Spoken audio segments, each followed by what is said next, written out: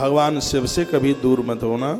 ये श्लोक विद्येश्वरी संहिता का ये श्लोक है। विद्येश्वरी संहिता अध्याय नंबर 21 और श्लोक नंबर 4। विद्येश्वर संहिता अध्याय नंबर 21 और श्लोक नंबर 4। इस श्लोक में लिखा हुआ है कि जिन घरों में भगवान शिव की पूजा नहीं होती, देवताओं को उनकी पूजा माननी ही नहीं होती। लिखा है अकृत्वा पार्थवम लिंगम योनि देवम प्रपूजेत वृथा भवत सा पूजा दमदानादिकम वृथा। इसमें तो लिखा है दान पुण्य भी सब व्यर्थ हो जाता है यदि घर में भगवान शिव को जगह नहीं है। घर का संपूर्ण वास्तु दोष समाप्त हो जाता है। घर में तुलसी और भगवान शंकर की पूजा और गौ माता को रोटी देने से घर के वास्तु दोष समाप्त हो जाते हैं।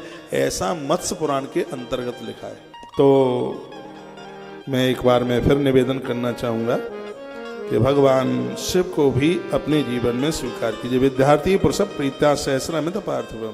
यदि कोई बच्चा मिट्टी के 1000 शिवलिंग बनाकर पूजन करके नदी में प्रवाहित कर देता है तो संपूर्ण किताबें उसको कंठ हो जाएंगी। जिनके बच्चे पढ़ने में कमजोर है, एक परात रखिए, मिट्टी के शिवलिंग 1100 शिवलिंग बनाएं, बच्चे से पूजन कराएं और पूजन कराने के बाद शाम को सूर्यास्त होने से पहले उसको गंगा जी में विसर्जित कर दीजिएगा।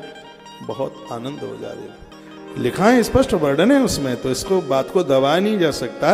विद्यार्थी प्रसप्रीत्या सहस्रामित पार्थवम। सहस्र कहते हैं 1000 को। 1000 शिवलिंग बनाकर यदि कोई बालक विद्यार्थी भगवान शिव का पूजन करके फिर उसको नदी में प्रवाहित कर देता है तो उसको संपूर्ण विद्या चल करके आ जाती है।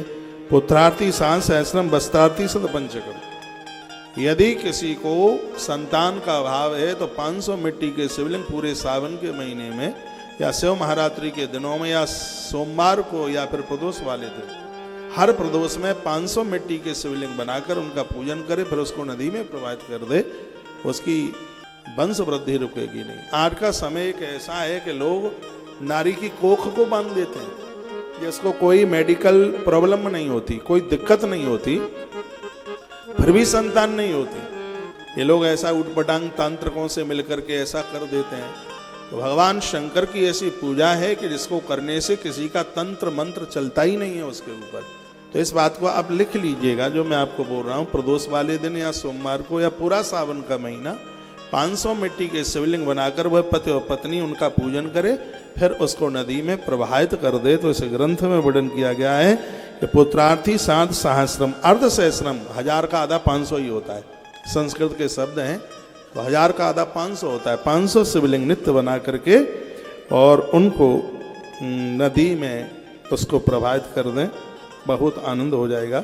एक पाप हरम प्रोक्तम द्विलिंगम चार्थ सिद्धवम। एक शिवलिंग की पूजा करने से रोज का पाप समाप्त होता है। 2 शिवलिंग की पूजा करने से अर्थ की सिद्धि हो जाती है। 3 शिवलिंग का रोज पूजन करने से सर्व कामनाओं की पूर्ति होती है। ऐसा वर्णन किया गया, ऐसा कहा गया शंकर जी कि ये इतनी बड़ी महिमा। जो एक शिवलिंग की रोज पूजा करते हैं दिन रात का, उनका पाप, अब पाप बड़े पाप किए हैं, ये नित्य भी रोजाना पाप हो जाते हैं। कीड़े मकोड़े मर जाते हैं, मानसिक भाव से किसी के लिए बुरा सोच लेते हैं तो उससे अपराध तो लगता ही है। तो एक शिवलिंग आपके घर में पूज रहा है तो उससे क्या लिखा है, एक पाप हरम प्रोक्तम। एक शिवलिंग है वो पापों को जलाता है। द्विलिंगम चार्थ सिद्धदम। जो घर में यदि 2 शिवलिंग हैं तो वह अर्थ की सिद्धि देते हैं। त्रिलिंगम सर्व कामानाम कारणम पर मीरितम। 3 जो शिवलिंग हैं वो संपूर्ण कामनाओं की वृद्धि